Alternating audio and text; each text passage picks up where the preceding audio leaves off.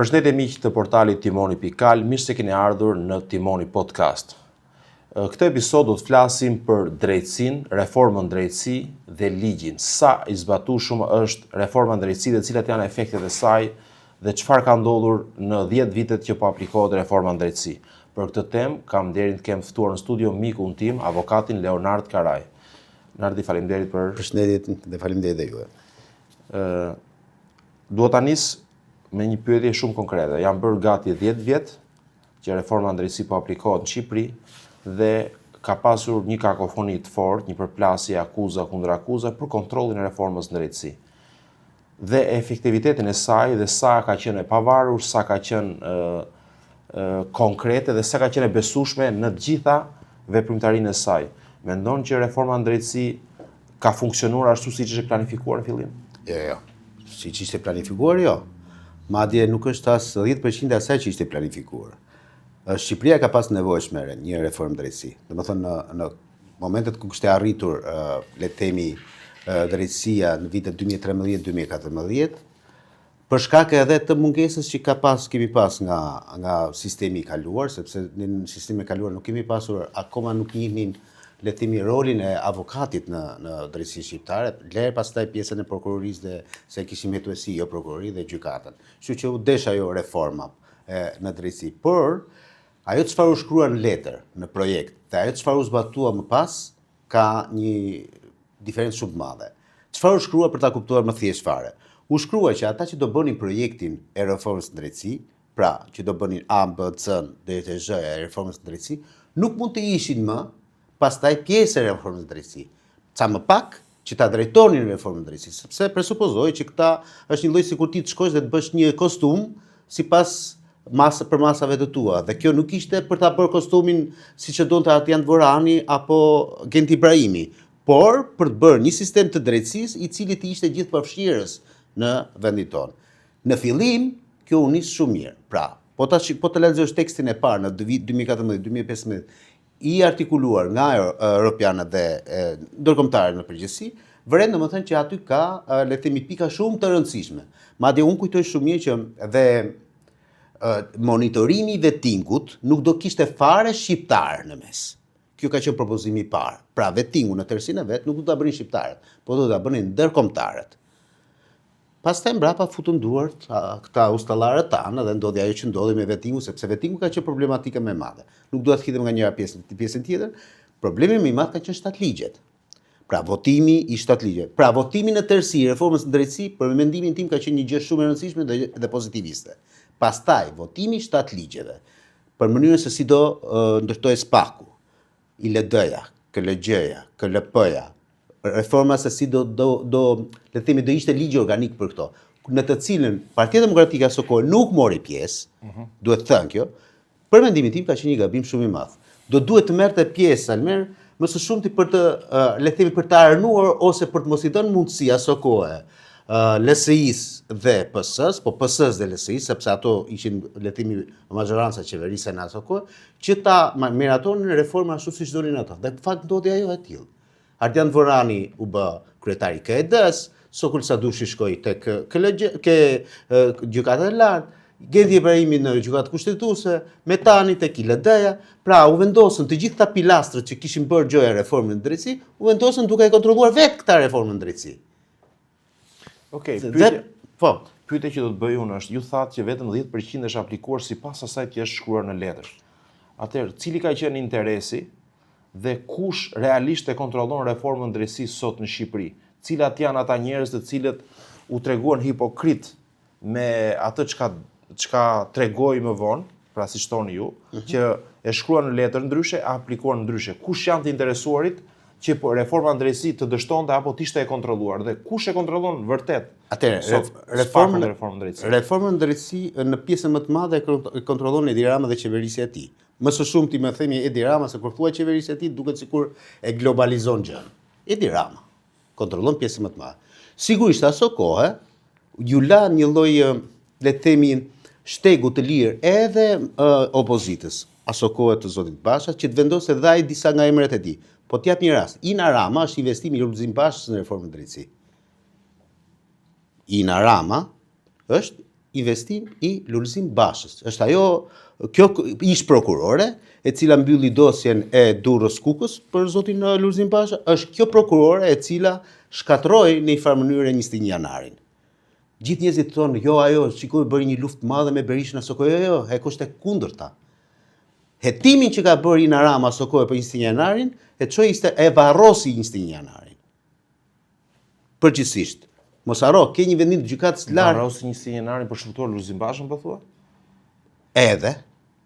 Po unë ti të them domethënë që mënyra se si u bë, le të themi, hetimi i asaj dosje nga Ina Rama Sokoj, e varrosi 21 janarin me vendimin e gjykatës lartë 2017-s. Le çfarë u hap tani? Kjo është historia e Strasburgut pasaj mrapa. Unë po flas për këtë pjesë. Ashtu si kundër, për shembull, ky spaku jon ose organet e vetting nuk u morën fare, për shembull, as me Ina Rama, as me Irena Gjokën, po ngjelëm te Ina Rama, tek deklarata e saj pasurisë. Nuk jemi shumë larg këtu nga rruga e kosovarëve, ka një kat të tërë të një pallati që është në pronësi të Ina Ramës. Nuk ka kontrolluar njëri këtë. Provoje ti ta kesh një shtëpi të pa deklaruar Almera apo një makinë apo ku diun, edhe shikoje pastaj domosdoshmë se çfarë ndodh ty. Për të shkuar për shembull tek Irena Gjoka. Po të zë emra Almer për të kuptuar domethënë, sepse mund të rrim deri nesër mëngjes flas për reformën drejtësi, po mundohem domethënë që të jap ca indicie.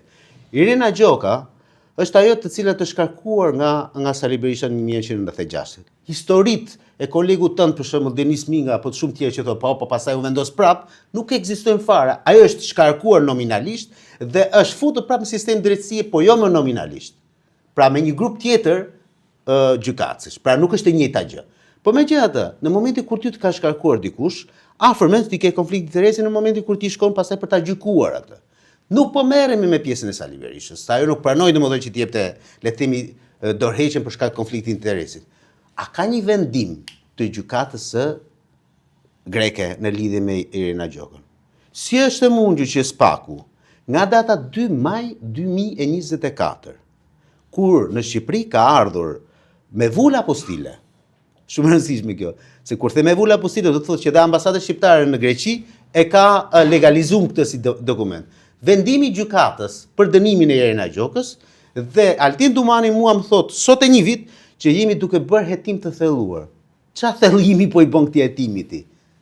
Se është një vendim gjykate me vula apostile legalizuar, ti thjesht do duhet kjo zonja ka qenë e dënuar apo jo? Nëse pas ka qenë e dënuar siç thot vendimi i gjykatës së Janinës apo të Athinës, atëherë kjo ka gënjur dhe do duhet të merret domethënë për ligjin e dekriminalizimit, pra të shkojnë në burg, se shkon në burg për deklarim për deklarim të rrem dhe me bukur afare alme është deklarata e saj e pasurisë. Ajo duke mos arritur dot domethënë që të justifikon të diku të 60 milion lek, ka depozituar në momentin e vettingut një kontratë qiraje që sipas së cilës bashorti i saj kishte bërë me vëllezërit në vitin 1996 dhe thoshte aty, kjo kontratë është bërë në bazë të kodit të civil të Republikës së Shqipërisë në 801 e në vijim të këtij kodi. Pra as të gënjej nuk ka ditur kjo zonjë që presupozoj që është gjyqtare e KLG-s, e GKK-s. Pse? Sepse në vitin 1996, Almer, kodi unë civil ka pasur vetëm 254 nene. Pra po t'ishte bërë në 1996 në kjo kontratë qiraje, nuk do ishte në bazë të neni 801 në vijim të kodit civil. Se 254 nene ka pasur në 1996. Pastaj ka pasur ndryshime, derisa ndryshimet e 2013 dhe 2017 se sot ka mbi 1000 nene kodi civil shqiptar.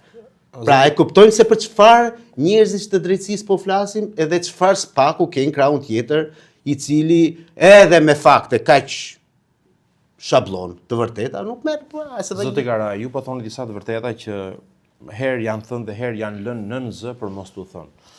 Në dhjetor të vitit 2024, Altin Dumani u dekorua nga sekretari në ikje Blinken si kampioni i antikorrupsionit. Me ndryshimin e administratës, amerikanët duke se u tërhoqën disi nga Shqipëria dhe u la një dorë e lirë prokurorëve të spaku dhe Altin Dumanit që të vepronte me kokën e vetë themi. Dhe u ngrit një strukturë e posaçme e cila do të monitoronte krimet zgjedhore. Në një farë mënyrë krimet zgjedhore me asaj që sa pam nuk patëm në një konkretizim apo në një efektivitet të kësaj strukture. Mendon që Altin Dumani nga kampioni i antikorrupsionit, sipas kësaj logjike, është kthyer në ushtar të Ramës? Mirë, tani kalove te Spaku. Po e bëj një retrospektiv të vogël Spakut. Për mua Spaku është ai organi që ka lindur me probleme që në start fare. Pra, si të thuash, ajo bebja që nuk po rritet fare, ose është akoma në reanimacion, sepse ka problematik të theksuar në mënyrën se si drejtohet. Qoftë në Arben Kraja më përpara, qoftë me Altin Dumani. Shumë njerëz mendonin domethënë që me ardhin e Altin Dumanit aty shumë gjëra të ndryshojnë. Për mendimin tim nuk ka ndryshuar as edhe një gjë. Ta them pse nuk ka ndryshuar. E para ti ke çështje shumë të rëndësishme sot në Spak që vazhdojnë akoma të hetohen. Thotë po hetoj inceneratorët. Zotëri, ka afate ligjore në hetimin e një çështje. Dhe maksimale është 3 vjet. Pra deri në 2 vjet është, pastaj edhe një vit mund ta marrësh me shumë sforco nga drejtuesi i prokurorisë, 3 vjet. Ka 6 vjet inceneratorët domethënë që flen gjumë. Ke 5 vjet teatrin, dhe ka një vendim gjykatës kushtetuese për teatrin, mos harro. Kush e prishi, pse u prish. 5 maj, në Dragetën, për ekoparkun e Tiranës. E për ku di unë domethënë se sa mund të më vinë mua ndërmend që dosjet të cilat kanë majke tani. Frida Krivca. Mban mend ti Frida Krivca? Ministri e Bujqësisë. Të doli Bashkimi Evropian dhe të tha stop i par 1, 2, 3, 4, stop AZBR, sepse këtu ka një korrupsion të jashtëzakonshëm në mënyrën se si janë trajtuar parat e taksapaguesve evropian. Tani çfarë hetimi duhet bëj ky Spaku akoma? Ose duhet domethënë që Frida Krivcës ti komunikoj akuzë, ose duhet mos e mbaj aty te umnera, them unë. Ti s'mund t'i mash njerëzit te umnera, prit se të hodha. O është i fajshëm, është i pafajshëm. Domethënë o ka akuzë, o nuk ka akuzë, them unë. Për të ardhur tek ajo çështja që thua ti. Këtu ngrit steka lart fare me idenë domethënë që kush prek zgjedhjet e 11 majit do përfundojë në burg. Dhe Altin Dumani tentoi të ngrejë një forcë policeske, pra parandaluese, se hetuese Spaku e ka pas jetë e mot, e ka sot, do ta ketë gjithë jetën, se atë punë bën Spaku. Prokuroria heton vlla, dhe çon para gjykatës. Kur ti tenton të bësh një trup policeske, para supozohet që ti ke si synim ta parandalosh, jo thjesht të shkosh pasaj në hetim. Më tregon një rast flagrance.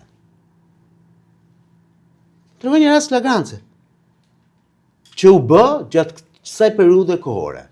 Më tregon një rast që dilte në media, ajo si ajo drejtoresha e ZVA-s Durrësës, që thoshte i jepte urdhër të gjithën punësve të vet, në datën 21 prill të vini në orën 11 me patjetër se vin zoti Edi Rama në Durrës dhe jo vetëm që të vini juve, thoshte mësuesve me mesazh, por duhet sillen edhe nga 5 nga 10 nxënës me vete. Ky është një mesazh që ka dalë në media, nuk e shpika unë as unë as ti. Si është e mundur që Spaku nuk shkoi ta marrin flagrancë këtë drejtoreshën e ZVA-s? Si është e mundur më?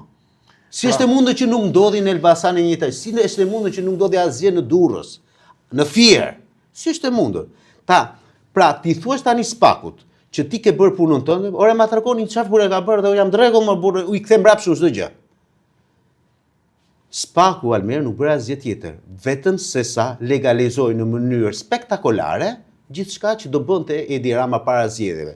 Pse e them përpara? Sepse këtu nëse vidhen zgjedhjet ose ndryshohet rezultati, ndryshohet deri në momentin kur shkohet te kutia. Çfarë hedh në kutia ajo është. Pra dhe kjo çështja e numërimit se s'duhet dal nga një temë, po mua më duket idioteske nga ana e opozitës që e kërkon. Aty çka kanë hedhur brenda Almer nuk ndryshon gjë ajo. Mund të ketë gjëra të vockla të tipit që janë idiotizma nga ana e komisionerëve dhe numëruesve që deri diku mund të konsiderohen si gabime njerëzore, se deri 2% konsiderohet gabim njerëzor. Por vjedhja ka ndodhur përpara Almer, nuk ka ndodhur mbrapa. Dhe vjedhjen të qëndrojmë tek Dumani. Po. Pra ju ngritet përmendet, artikuluat disa nga dosjet e rëndësishme që Altin Dumani i ka aty në sekretarinë e vet, por nuk po jeton dhe po zvarrit hetimin. Pra ju jeni duke më thënë që Altin Dumani është aty si garanci për mos hetuar Edi Ramën? Më thoni të kundërn e kësaj që sapo pyetet. Po të marr një rast tjetër hipotetik. Dosja me Gonigal. Okej?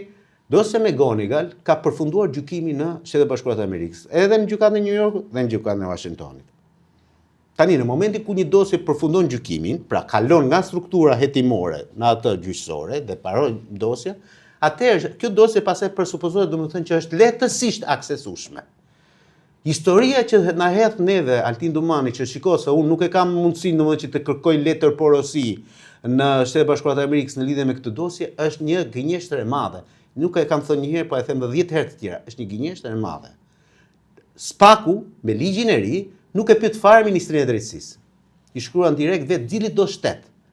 Me ligjin e ri që ka. Ajo krimet e rënda të dikurshme ishte tjetër gjë. Unë po flas për këtë që është sot këtu. Pra mjafton që Altin Dumani të kërkonte Washingtonit apo New Yorkut, gjykata respektive, më dërgoni dosjen e McGonigal, të ruante konfidencialitetin, sepse aty ka një marrëveshje konfidencialiteti, sepse McGonigal mund të ishte dënuar edhe 20 vite, po bëri dealin aty edhe pse interesonte amerikanët që të mos dinin palarat e tyre, se ishte numri 3 i kundër zbulimit, një nga 20 më të rëndësishëm në Amerikë dhe në botë. Dhe atyre interesonte që të bënin, le të themi, një lloj marrëveshje me njeriun e tyre që të mos nxirrin haptazi dhe shkërmoqjen e FBI-t. Ti merre dhe shiko, si është e mundur që në këtë dosje kryeministri i vendit tim, se ky është interesi i Altin Dumanit. Kryeministri i vendit tim në këtë dosje është 14 apo 20 apo 30 herë dhe mënyra se si ai është i implikuar nëse është implikuar. Pse nuk e bën një gjë të tillë Altin Dumani? Çfarë kërkon? Çfarë hetimi tjetër mund të bëjë Altin Dumani në raport me McGonigal? Se unë mund të mirë kuptoj më pjesën tjetër që ti më thua mua, incineratori është një aferë e madhe, ka shumë njerëz që futen e bla bla bla historia, duan prova e bla bla bla, që edhe provat janë të gjitha, po s'po merrem me këtë histori. Po më ja këtu ku je. Çfarë të intereson ty që ti të mos i shkosh përpara kësaj dosje? Si është e mundur? Si është e mundur për teatrin, më ke një vendim gjykate, të gjykatës kushtetuese. U prish teatri. Si është e mundur? Si është e mundur me tunelin e Llogaras të ka dalë zëvendës kryeministri, jo një herë, 2 herë, 3 herë. Zëvendës kryeministri ta ka thënë, unë nuk e marr zotin Arben Hameta për etalon të së vërtetës, të kuptohemi drejt. Por në momentin kur ai flet si ish zëvendës kryeministër, është indicie. Është indicie dhe unë duhet ta besoj atë. Dhe për më tepër kur ai jep një indicie shumë të mirëqenë që thotë, ne bëm tenderin. Tenderin e fitoi me 140 milionë euro kompania Gjoka Konstruksion. Pastaj ne edhe e prishëm atë tender, atë kontratë. Akoma pa e filluar. Dhe disa ditë më vonë, unë kryeministri dhe zëvendës kryeministra Belinda Balluku, shkuam në Turqi, takuam këta personat këtu dhe u kthyem dhe pastaj tenderin e ribëm dhe e fitoi kjo kompanie me 197 milionë euro. Dhe kjo kompania turke nuk solli asgjë në Shqipëri, as letra nuk solli në Shqipëri, por me nën kontraktimi ja dha prap Gjoka Konstruksion që e ndërtoi me prap me 140 milionë. Pyetja ime është, ore 57 milionë euro ku shkuan? Çfarë po heton spak tek kjo aferë? Dhe unë nuk po merrem a ka bërë Belinda Balluku, apo ka bërë Edi Rama, apo cili do. Unë po them, në ditën që ka dalë Ben Hameta dhe ka thënë një gjë të tillë, sot edhe 10 muaj përpara 800 peka. A shkoi ditën tjetër hetuesi i BKH-s apo prokurori i Spakut që minimalisht të tërhiqte dosjen procedurale të këtij tunelit Llogares? E bëri? Jo. Ta jap në 100% që nuk e ka bërë. Nuk e bëri dhe nuk e ka bërë akoma. Thot që ka nisur hetim, po akoma dosjen nuk e ka konfiskuar, se duhet konfiskimi i dosjes njëherë që të fillosh ti procedurat hetimore. Pastaj Thagma, ishte ajo operacioni i famshëm i Durrësit, e kam shpjeguar edhe herë tjetër, ajo është Thag mbi Thagma. Do të tregoj një në sekret le të themi i zanati. Kur ne kemi çështje le të themi penale, të cilët domethënë ne njohim pak a shumë temperamentin, karakterin e gjyqtarëve. Dhe gjyqtarët kanë ato ditët e dezhurnit të mund. Këtë javë është dezhur në Almeni, javën tjetër është dezhur në Ardje në Tektash. Kur ne nuk duam domethënë që dosjen tonë ta gjykojnë në mas sigurimi personal Almeri, nuk e dozojmë kërkesën këtë javë, se kërkesat edhe dozojmë kërkesën javën tjetër.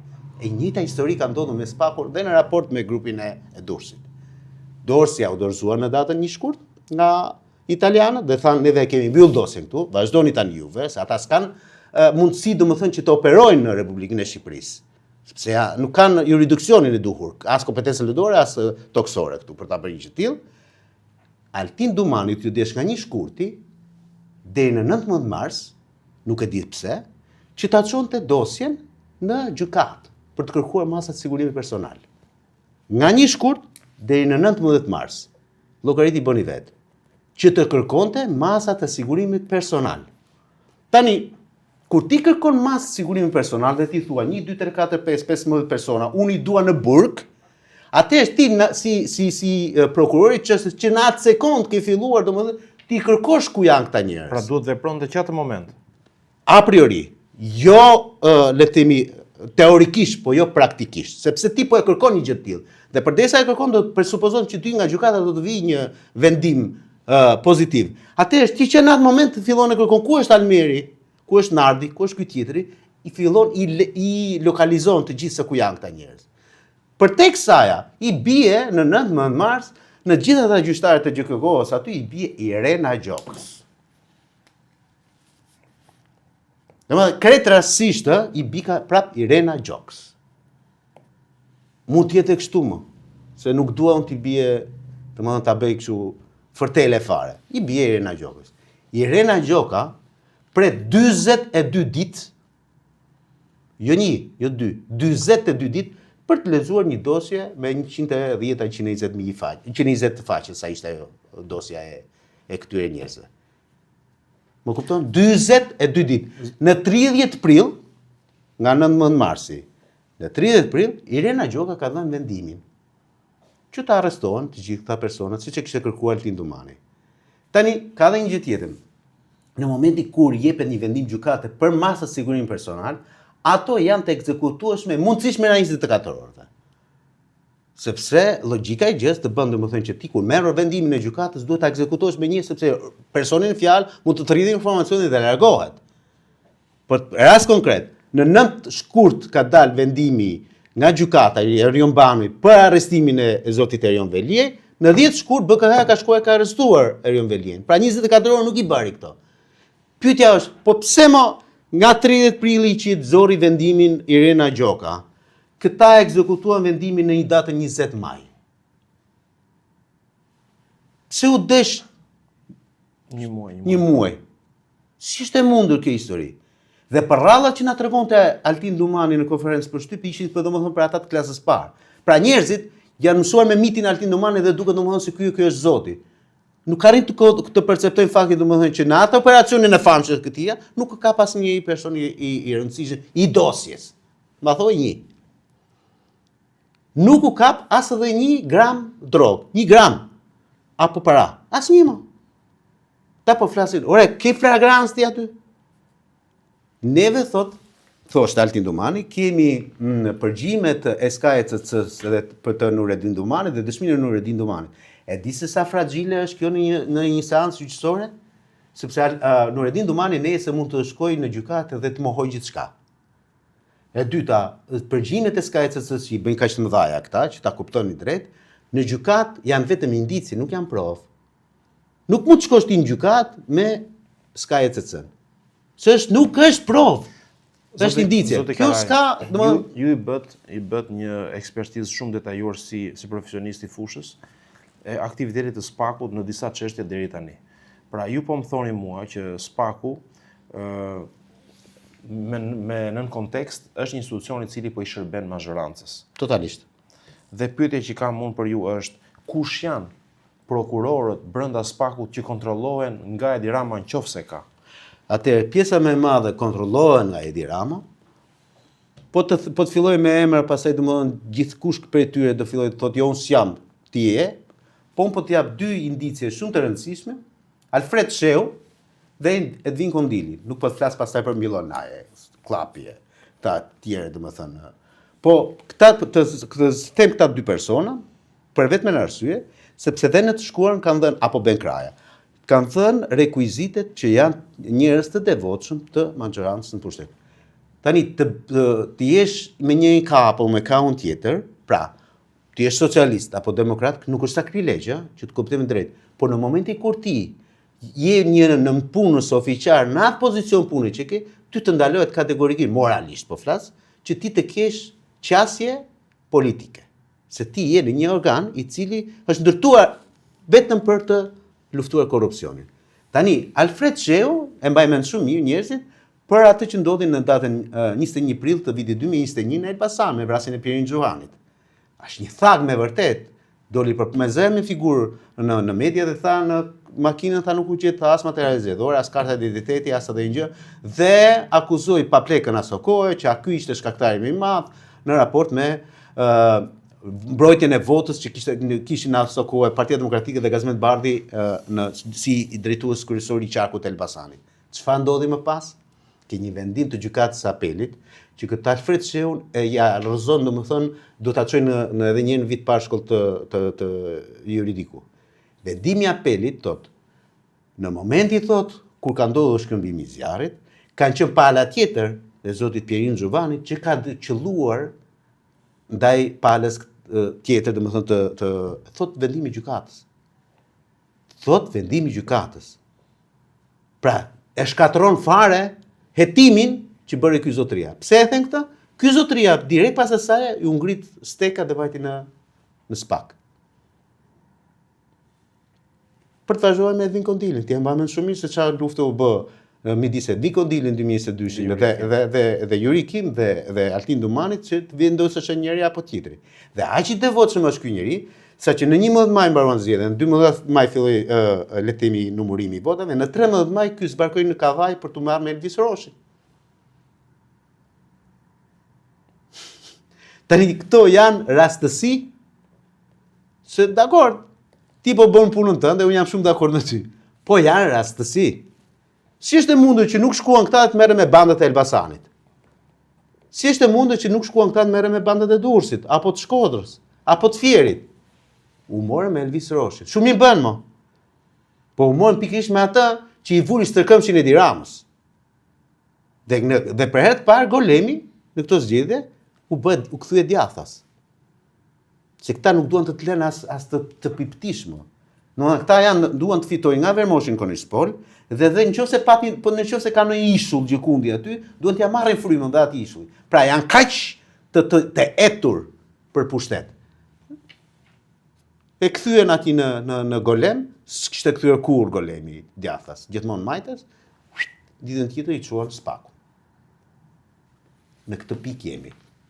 Nëse ti pastaj do të vazhdosh me historira të SPAK-u nuk kam fund fare, po të them edhe një herë tjetër. Ky SPAK, prefekt të kohës do ndalim edhe shkurtimisht në gjitha të prekimi shkurt. Okej, ky SPAK për mendimin tim e ka mbaruar pa filluar akoma, le të themi rezumen e vet, CV-n e vet, sepse ne dy gjëra atë. Pse u ndërtua SPAK-u? Për të luftuar korrupsionin. Okej? Almer, mua nuk më intereson nëse SPAK-u shkon dhe fut një 10, 20 apo 40 apo 50 kriminal të cilët janë marrë me drogë në këtë vend, apo që dhe me vrasje. Ajo që mua më intereson është që ky SPAK-u të mos merret me këta, po të merret me Edi Rama, me Sali Berisha, me Rion Velia, me Ilir Mete. Është marrë me këto emra. Po jo, nuk është marrë. Ku i ke? Ti nuk merresh me ata, ti duhet të çosh dosje në gjykatë. Atëherë shumë të konsideroj ty se e marrë me këta. Ku është marrë me Edi Rama? Unë ma të shpjegoj pak. Në asnjë moment nuk është marrë me Edi Rama. Është kryeministër në detyrë. Dhe çfarë do të thonë? Që po që kryeministri në detyrë ti je i paprekshëm? Ka jo imuniteti. Po le ta ketë imunitetin, po hetimin nuk i ndryshon dot ai. Po me vllajën e kryeministrit pse s'u mor? Po ja dha Alfred Sheut aty dhe ai e kënaqi, e rregulloi, domethënë si histori atë pra ti po thua që SPAK nuk u mor me Olsi Ramën sepse nuk u mor. Është ndikimi i Edi Ramës që të shpëtonte Olsi Rama në çështjen e Xhibrakës? Unë nuk bëj fare hetim. Unë nisem vetëm nga dosja. Në dosje thuhet qartazi se kemi të bëjmë me një person rreth 45-tave, me syze, me të gjitha rekuizitet që i ka Olsi Rama aso kohë. E dyta, në asnjë operacion FNSH nuk shkon pa video dhe pa foto. Vetëm në rastin konkret për Olsi Rama nuk ishte. E treta, vetë Olsi Rama e ka pranuar që unë e kam përdorur këtë makinën me këta kriminalët, jo 1, jo 2, jo 3 dhe kam kaluar kufirin. Tani, këto janë indicje të timsit edhe të qarta fare, po si është e mundur që Alfred Sheu apo SPAK-u në rastin konkret nuk i pa fare këto? Nuk i pa mo. Tani çdo të jesh, Almer, nuk do të jesh spakisti më i madh i këtij vendi, domethënë për të bërë një hetim kaq të thjeshtë. Si është e mundur? Pra, ka histori rafagma aty tek ai SPAK-u për cilën ne po flasim. Prandaj po kam ngul unë tek ideja që ne nuk kemi një institucion i cili na u fal si një institucion i cili do bënte gjëmën në këtë vend, Por në të vërtetë ai është duke marrë vetëm me Nureddin Dumanin, me Bamin, me Praren Dervishajn, me Lul Berishën, me njerëz të cilët janë të botës krimit, të cilët janë të rëndësishëm, por ne kishim krimet e rënda që merresh me këta, s'kishim nevojë që të bënim spakun. Ne e krijuam spakun për të kapur këta politikanët, sepse për mua është më i rrezikshëm një politikan që përdor krimin sesa një kriminal që përdor politikanin. Sepse nëse politikani, ta kuptosh drejt, nuk pranon që t'i afrohet ai i botës së krimit, atëherë ai botës së krimit nuk ka se ku të shkojë. Por nëse ky politikan e përdor atë botës së krimit, ky është bëhet më keq se saj. Ore të bën më shumë dëm një ministër i brendshëm apo një kryeminist apo një deputet i cili i përdor kriminalët se sa ai kriminal. Kriminalët çfarë do bëjnë funditës sot? Do merren me punën e tij, me drogën, me gjëra të tjera. Kurse ky politikan i vendos për jetën tënde. Prandaj unë them domosdoshmë që ky politikani do duhet dënohet 10 fish më shumë se sa ai kriminali. Leonard, pyetja që kam duke dëgjuar këtë analizën e detajuar është amerikanët dhe europianët kanë investuar para që spaku të funksionojë, reforma ndërkombëtare të funksionojë dhe të jetë një lloj mjeti në dorën e tyre për ata për të pastruar politikën shqiptare. Nga parashtrimi që ke bërë, më lë të kuptoj që ju po thoni që spaku është ndërtuar në një lloj mënyre për të mbrojtur qeverinë dhe për të goditur opozitën. Vërtet amerikanët dhe europianët investojnë paratë e tyre për mbajtjen e Tiranës në pushtet dhe për të sulmuar opozitën kur ata nuk i dinë këto lloj faktesh që ti apo shumë të tjerë i thoni publikisht dhe ata pse nuk reagojnë për këtë rast? Pse mbajnë qendrim të një anshëm dhe nëse e mbajnë vërtet, pse e lejojnë që spaku të veprojë si kërbaç kundër opozitës në Shqipëri? Atëherë, spaku nuk i krijua për të qenë kërbaç ndaj opozitës edhe qeverisë, por u devijua gjatë rrugës. Pse e lejuan amerikanët më zot? Total. Tani neve kur flasim për këta amerikanë dhe për këta europianë, na duhet që financojnë. Pse nuk janë të drejtë, pse nuk janë të barazdruar një lloj? Dakor, po ti po flet për marsian tani. Ti mendon që këta amerikanët dhe këta europianët kanë një marrëdhënie të keqe me euron apo me dollarin? E mendon këto ti?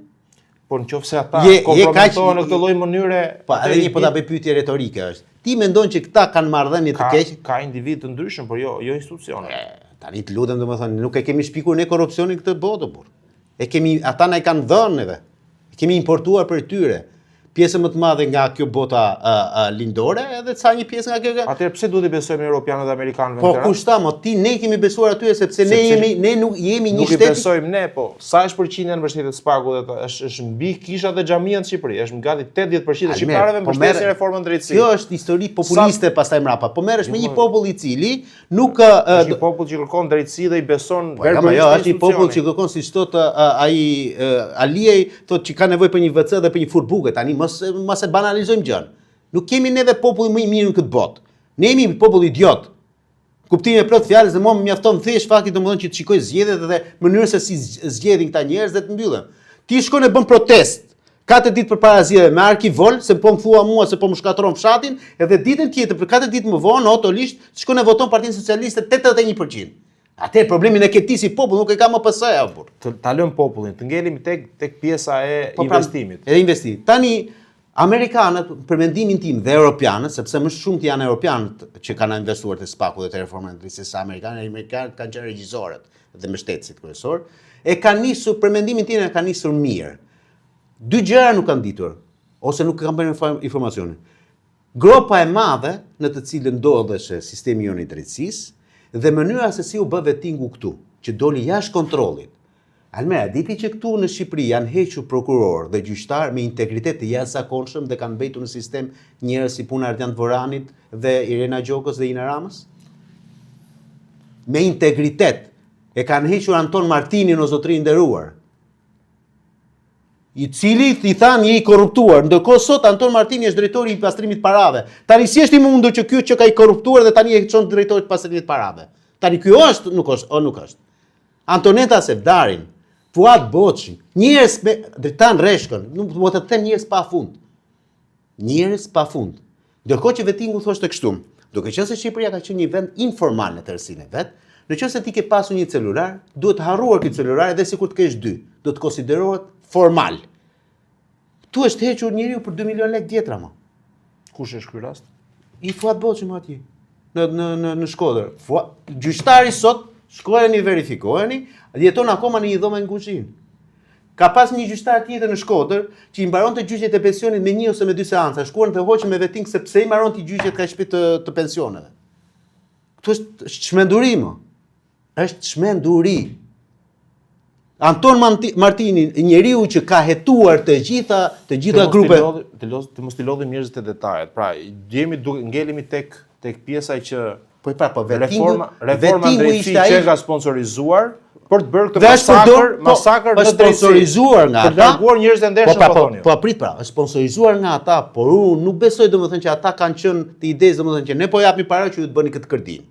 Po pse e lejuan ata? Pse nuk ndërhyn ata kur i shikonin këto raste? Shikon, në momentin kur ti themelin e nis keq, pastaj mrapa ti do vazhdosh atë për inerci do e vazhdosh ndërtesën. Po ti mund ta prishësh themelat të ndërtesën, thonjza dhe mund. Po nuk e prishin themel sepse është investim paratë e taksapaguesve të tyre, ata do të japin para ata. Pse lejuan që reforma ndërtësisë të shkallmojnë në këtë lloj forme, pra të mos i bëjnë njerëzit kaq idealistë burr.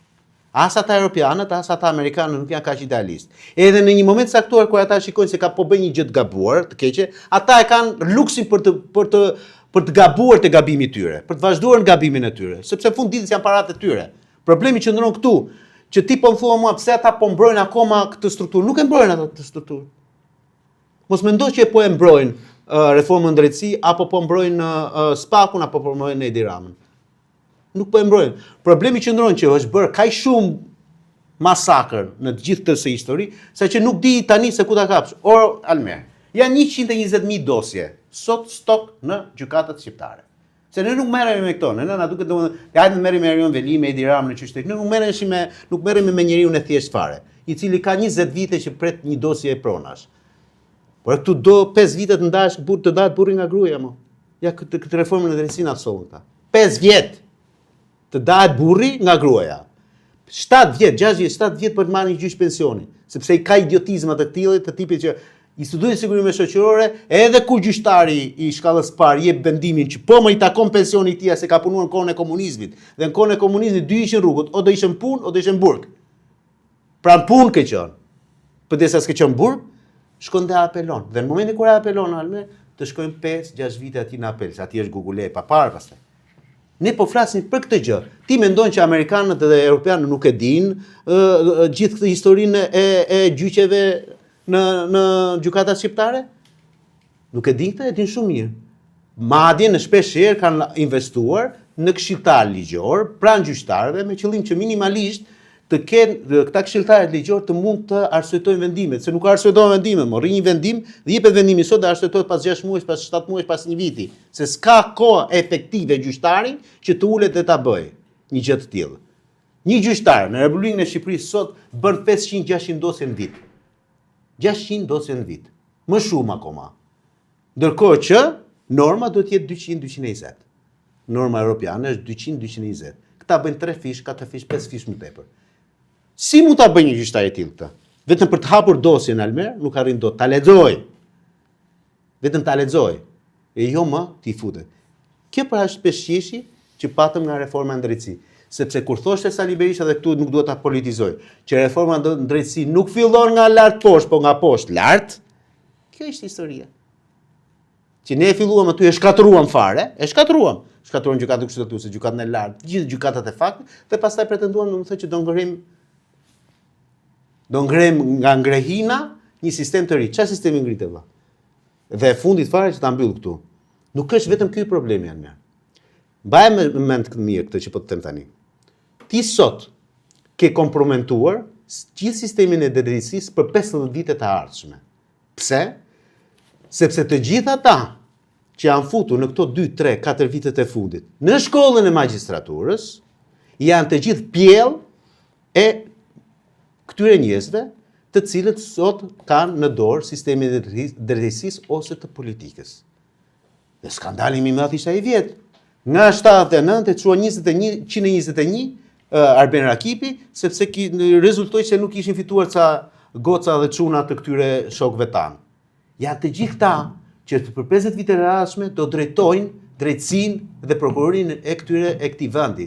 E kupton se ku po shkon ky vend për 50 vite të ardhshme? Se këta do vinë sistemi e drejtësisë pas 2 vjetësh, 3 vjetësh. Do bëjnë gjyqtar dhe prokuror. Pra, siç kishe ti komunistë deri në 1990-ën, sot ke fëmijët e komunistëve, pas 10-15 vitesh, në krye do kesh fëmijët e fëmijëve të këtyre. Pra, nuk e kapur sistemin e drejtësisë vetëm sot, e ke kapur sot e mot. Për 50 vite të ardhshme do kesh këta. Se kjo shkolla e magjistraturës edhe nja 2 vite do ketë kështu dyndje, le të themi, se mbushet ai 800 e kusur gjyqtare prokurori duhen në Shqipërisë. Mbushet gjepi, s'do ketë pastaj më. Mund të ketë 1, 2, 3, 5 student për vit, se aq të lejon. Pra këta do jenë ata njerëzit të cilët domethënë do ta drejtojnë këtë vend. Zotë Karaj, kjo qeverisje e gjatë Edi Ramës ka prodhuar shumë afera korruptive, ka prodhuar dhe shumë korrupsion, që është i faktuar.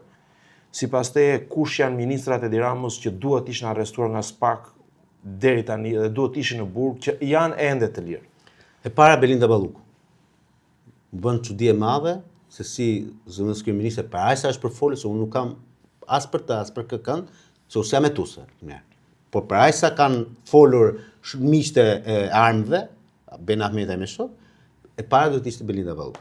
I dyti, Taulan Balla. Frida Krica, Ogeta Manastirliu. Pra njerëz të cilët kanë pasur pjesën më të madhe të buxhetit të Republikës së Shqipërisë. Ministri i Mbrojtjes. Dhe prit se ke pasur probleme të tjera domethënë nga Ministri i Mbrojtjes, sepse duhet ta dish, Ministria e Mbrojtjes ka le të themi në inventarin e Ministri aktuali i Mbrojtjes po thoni? I aktuali edhe ai që do vi. Ai që do vi do jetë më problem akoma. Sepse kanë inventar të gjitha bazat ushtarake, të cilat tani po u jepen me 0 lek këtyre investitorëve strategjik nga Vermoshin Konispol. Pra, këtu ka shumë. Këtu ka aq shumë, Almer, çdo kryebashkiak i mundshëm, do them unë.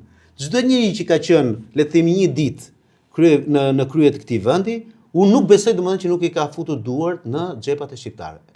E kam, le të themi, bindje këtë. Është e pamundur. Unë kam pas rasti të punoj pak kohë në qeverisje vendore, pa kohë, jam larguar me devotshmëri, mund të jem budallau, se shumë njerëz më thonë domethënë, pa ti si je me këtë botë.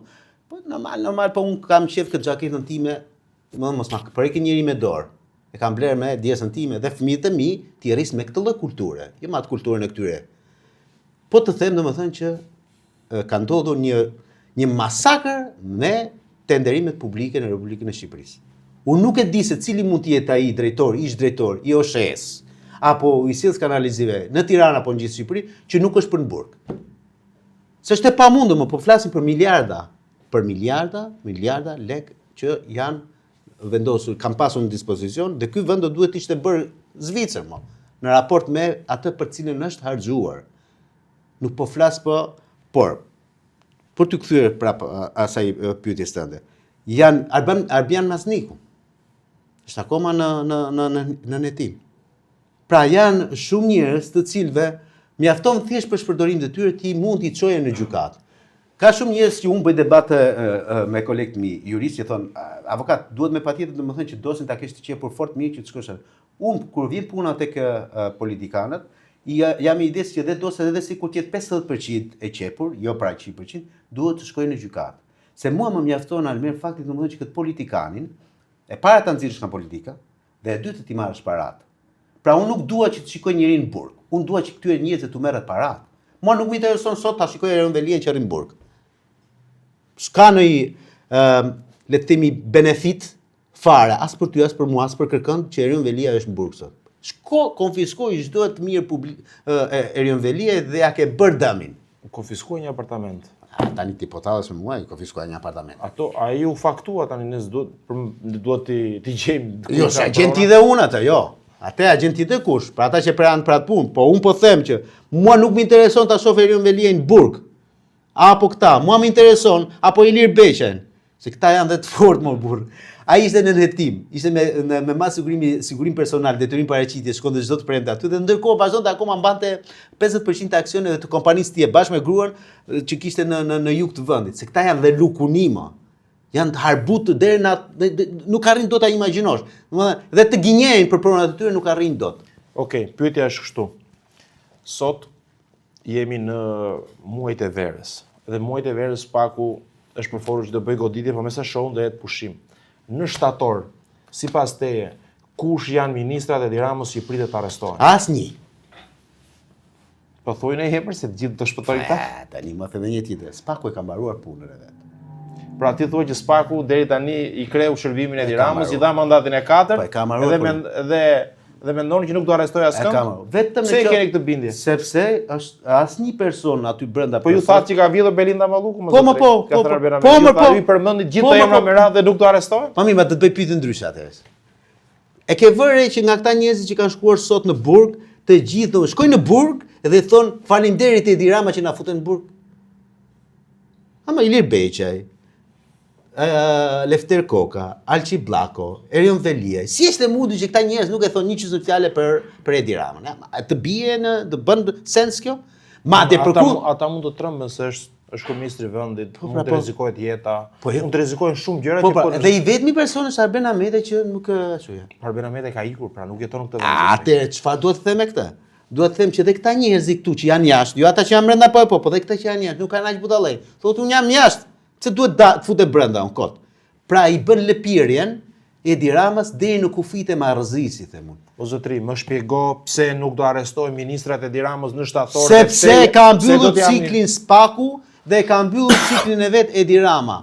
Ai Edi Rama bëri një arrestim të bujshëm. Edhe me prova dhe me dosje këto njerëz do të shpëtojnë drejtësisë pra. Po mirë, tani do që të them të kundër, unë po them që s'do ta bëj. Pse s'do ta bëj? Po s'do ta bëj pra dhe një herë tjetër. Pra pse? Po sepse nuk e arreston dot sot ti Belinda Balluku në momentin kur të ka marrë një fitore spektakolare në Po zotri, drejtësia nuk ecë me rezultate zgjedhje, por ecë me fakte të drejtësina po flasim për atë. Unë po flas për institucion i cili ka prova të paktë ka integritet minimal për vepruar. Edhe unë po për atë institucion po flas. Pa institucioni që po flas unë akoma mban në dosjen e inceneratorit këtu e 6 vjet. Apo teatrin apo tjera. Ti përpara se të shkosh te Belinda Balluku sot, shko një te inceneratori dhe shiko procedurën pse u bën 17 vendime mrena ditës nga Edi Rama, pse Angela Gaçi nuk është akoma në burg, pse u dha 8% bonus për një kompani që nuk ekzistonte, pse kërkon sot ti të merresh me Belinda Ballukun dhe nuk u merr me Edi Ramën e një le të themi afera e shekullit. Pra ti po thua në këtë vend vidh, bëj çfarë duash, i shpëtuar, i amnistuar. Ky është fakt më. Ti hidhesh përpjet. Ato që dosha të thoja, Edi Rama e ka mbaruar detyrimin e tij në imazhin ndërkombëtar, për sa i përket Spakut, me Erion Veliaj dhe Ilir Metën. Këto ishin dy kokat e turkut, të cilat u bën për imazhin e Shqipërisë. Me këto dy njerëz, Edi Rama ka mundësi të shkojë në Bruksel dhe Washington thotë, "Urdhëro më. Një është kryebashkiaku, tjetri është një president. Çfarë doni më që bëj unë për juve?" Pra e ka mbyllur ciklin e tij ai. Gjithashtu kryetarin e majorancës e ka nën e tim në gjykatë, kështu që atje nuk intereson më. Këta janë ciron, kam marrë në raport me domethënë ti mendon domethënë që e mendojnë ata amerikanët apo europianët se kush është Belinda Balluku, a do futet ajo apo Arbian Nazniku apo cili do futen, jo më jo. Këtu njerëzit me peshë kanë qenë këta që thola unë. Ilir Meta, Erion Veliaj, Sali Berisha, Fatmir Mediu po duhesh ti sepse është një person i cili ka lidhje shumë të forta me republikanët amerikan, po këta po flasin. Fut dot ai një biznesmen të fortë nga këta me këllçi në burg, pse fut dot? Asali Llari që nuk duhet merre me botën e biznesit. Kam një bindje, edhe pse un kam ato dyshimet e mia që janë të lidhur ngushtisht me politikën, por mendoj që bota e biznesit në një farë mënyrë ka pasur detyrim të bashkëpunojë me politikën sepse ka bërë biznes. Pa politikën në këtë vend nuk mund të bësh biznes. Nuk mendoj që do të arrestosh. Jo, unë nuk merrem me atë, po thjesht ta dash për le themi për analogji të gjës. Kështu që prandaj unë nuk e besoj faktin më që Spaku tani do bëj namin në ashtatori e tutje. Nuk e besoj më këtë. Nuk e besoj sepse Spaku në çdo veprim e ka bërë me regji të Edi Ramës. Çdo gjë. Çdo gjë e ka bërë me, por si mundet domethënë shkon dhe arrestohet. Vangjush Dako shkon me duar në xhepa në drejtorinë e policisë Tiranës më. A është arrestim i regjizuar ky? Shkon me duar në xhepa. Se duhet shkonte me kokën thesej, me duar në xhep, do shkonte. Jo, më duhet shkonte me pranga. Me pranga, minimalisht duhet shkonte me pranga. Nuk po them që të ta kapnin të zvarr siç kapën presidentin. Në një farë mënyrë ai ka pranuar që të shkojë atje dhe s'mundet ta abuzojë deri te pranga. Okej, pse Jurgis Qyrbja nuk pranoi? Pse kapën Jurgis Qyrbja në atë mënyrë? Pra jo se s'është ashtu, është regjizim total. Dhe si është e mundur pastaj mrapa që për këtë Vangjush Dakon, prokurori i çështjes, që presupozohet që është një njeri me personalitet lartë dhe me integritet profesional, harron që po kalojnë afatet 9 mujore të paraburgimit. Harroi ai. Se kështu shkruan gjykatë. Pangjush Dako doli nga burgu për shkak të mbarimit të afateve të paraburgimit dhe u doli nga gjykata. Se prokurori kishte harruar që të kërkonte shtyrje të afatit të hetimeve. Ti e beson këtë fabul ti? Dhe për ta mbyllur pastaj mbrapa. Ti thua domethënë që Spaku e ka bërë këtë historinë e vet se ka futur sa njerëz brenda. Ora, e kupton ti se për çfarë veprash penale ka shkuar ka çuar njerëzit në gjykatë ky Spaku? Shpërdorimi i detyrës në Republikën e Shqipërisë sipas kodit ton penal nini 248 më duket se është dënohet robi dënohet nga 3 deri në 7 vite burg. Por kur dënohet minimalisht nga 3 deri në 7, pse kërkon 1 vit burg ti? Ty legji të 3, ti kërkon 1. Të gjithë PSD-ja e Tiranës, këto çupulinat që bonin në streçin në mëngjes, not në drek edhe palestër në darkë, u dënuan me shërbim prove. Me shërbim prove mo. Sepse kaq kërkoi Spaku në gjykatë. Dhe ne për drejt kemi edhe një ligj idiot që themi në gjykatën e shkallës së parë, gjyqtarët nuk mund t'i japin më tepër se çfarë kërkon prokurori. Vetëm në apel ku shkon historia. Zoti Karaj, cili është skandali më i madh i kësaj qeverie që një ministër duhet të shkojë në burg sipas teje? Incineratori. Nuk ka skandal më të madh se incineratori. Me incineratorët, incineratorët. E diti, dëgjoj këtë se ndoshta nuk e ke dëgjuar. Nuk e ke dëgjuar.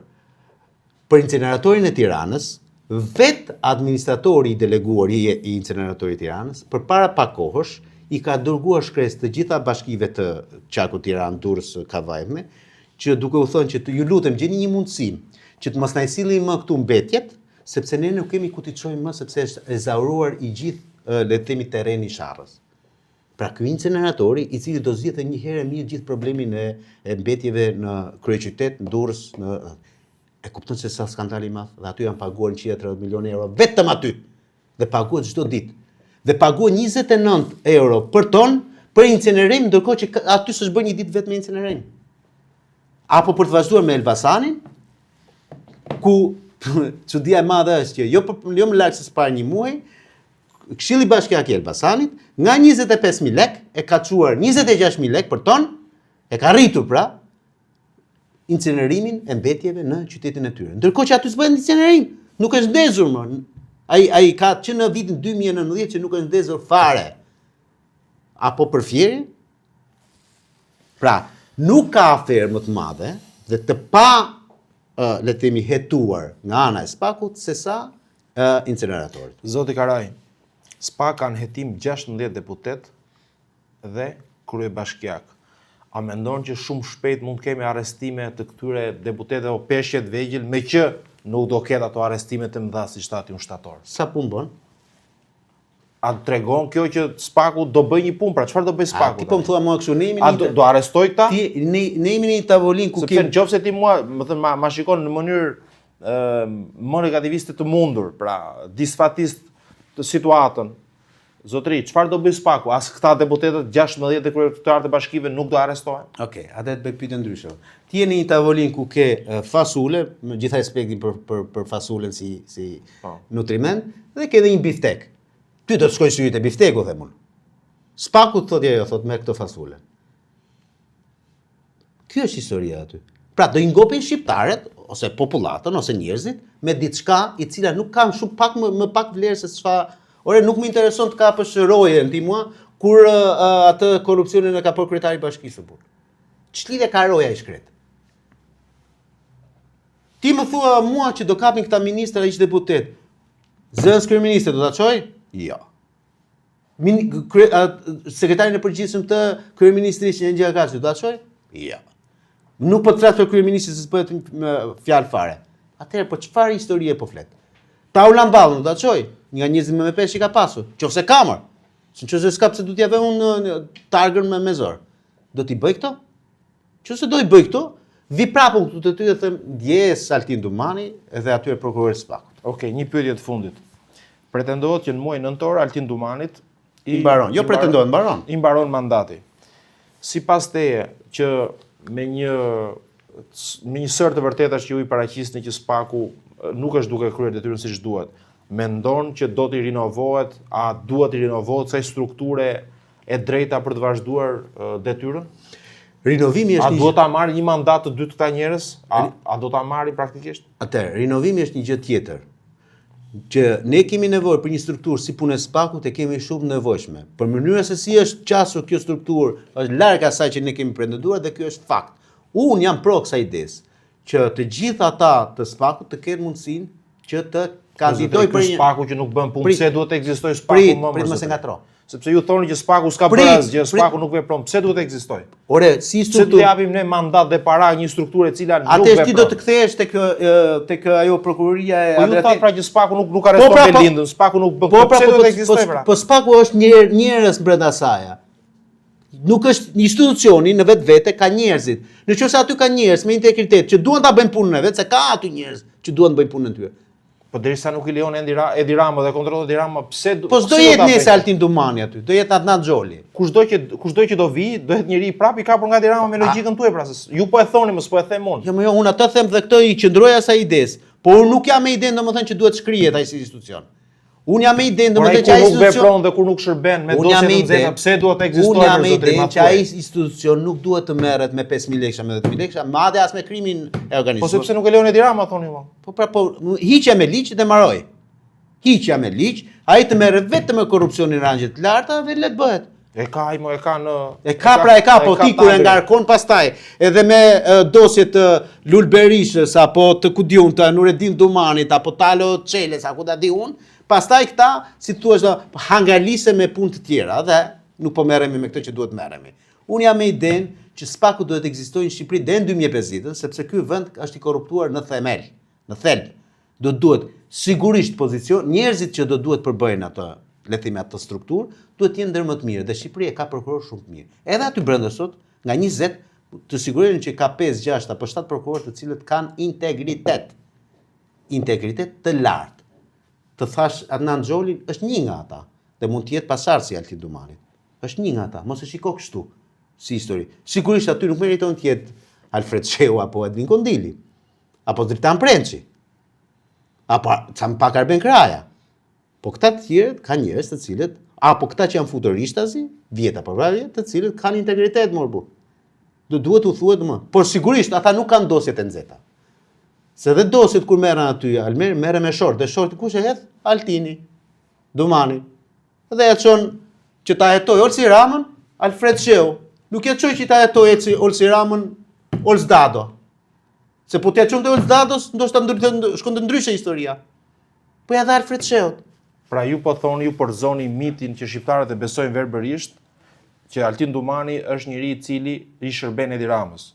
Pra ju jeni duke thënë që neve kemi të bëjmë realitet që ky njeri i cili është shitur në publik si njeri i investuar nga amerikanët dhe po bën drejtësi, në fund fare ky që nga një njeri i cili ruan njerëz të Edi Ramës brenda drejtësisë? Tani unë nuk fle me Altin Dumanin metaforikisht, por di të them që në të gjitha analizën që të bëra, edhe në të gjitha këto për të cilat po flasim, tregohet qartë që Altin Dumani edhe në qoftë se nuk po i bën dëm, po i bën der Edi Ramës. Tani a është me Edi Ramën? A Edi Rama e merr në telefon apo i çuar mesazh? Unë këtë nuk e di Elmer. Unë di të them që të gjitha këto veprimet që ka bërë SPAK-u gjatë këtyre viteve, të çojnë ujin te mulliri Edi Ramës. Njerëzit thonë pa ai kapi futi bërin në pranga Erion Veliaj. Nuk ndodhte kurrë që Erion Veliaj të shkonte në pranga, në qoftë se nuk e miratonte këtë gjë Edi Rama. Këtë e kam bindje. Nuk ndodhte. Nuk ndodhte kurrë kjo gjë. Kështu që duke parë këtë lloj mënyre, këtë lloj qasje, mënyrën regjitoriale që ka pasur SPAK-u, unë dalë në deduksionin dhe them, ky institucion në tërësinë e vet i shërben qeverisë. Ndoshta po të ishte edhe Sali Berisha në qeveri, do të shërben dhe Sali Berishës, se këta kanë një problem të madh, integriteti profesional, bëhen me më të fortin. Si puna saj, shqiponja pa të krimi duke ardhur tha si jam mbritet deri këtu lart, mos unë shqiponjë dhe ti krim, duke u lëpir. Dhe këta këtë gjë bëjnë, se nuk janë njerëz pa integritet mo, pa integritet profesional. Po se po të kishin integritet, të siguroj unë që për dosjen e inceneratorit nuk do ishte sot në burg Alçi Bllako dhe Lefter Koka. Apo ato Cironkat. Kush duhet ishte?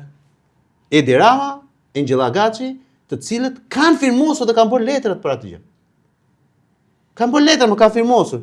Si mund të firmosur ti tak tak tak tak tak tak tak. 17 vendime, apo t'japësh bonus 8% për një kompani që nuk ekziston. Dhe incineratori nuk nis atje. Incineratori nis në 2014 Kush e bëri memon e famshme në 2014 që shpalli emergjencën totale për mbetjet në Shqipëri? Pse pas kështë qenë emergjencë totale kur Shqipëria nuk ndodhi me katapult kështu, 2013 ishte Berisha, 2014 erdhi ky dhe këtu ndodhi kataklizmoja. Jo, më ja e Shqipëri ishte. Pse pati emergjencë? Pse u shpik kjo historia e mbetjeve? Sepse mbetjet janë një biznes profit i jashtëzakonshëm. Jo pa qëllim dhe në Italinë e Jugut, domethënë mbetjet janë gjithmonë në dorën e mafjes. Pikërisht për këtë arsye. Se janë mbetje dhe kanë përfitime kolosale. Kjo gjë nuk është bërë. Tani unë nuk pres më historira lart e poshtë ose teatri që është shembulltyra më e madhe e Tiranës. U prish, gjykata kushtetuese tha që ishte gabim, nuk është marrë asnjëri për shpërndarim detyre. Ç'a duhet bëj tjetër unë? Që të mendoj që ky spaku është apo nuk është me Edi Ramën. Zoti Karaj, faleminderit që ishi në Timoni Podcast në portalin timoni.al. Faleminderit juve.